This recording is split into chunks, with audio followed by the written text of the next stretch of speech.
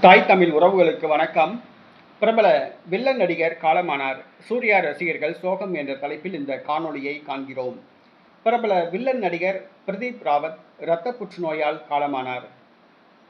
பிரபல வில்லன் நடிகர் பிரதீப் ராவத் இரத்த புற்றுநோயால் காலமானார். இவர் 1952ஆம் ஆண்டு பிறந்தார். மத்திய பிரதேசம் ஜபல்பூரில் பிறந்தார். வங்கியில் பணியாற்றினார்.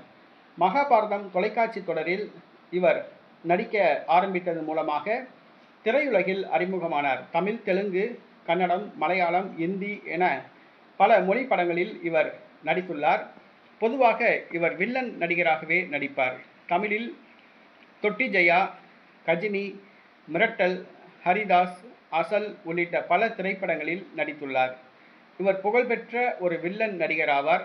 இவர் இரத்த புற்றுநோயால் சமீப காலமாக உடல்நலக்குறைவு ஏற்பட்டு படுக்கையில் இருந்தார். நேற்று நள்ளிரவில் காலமானார்.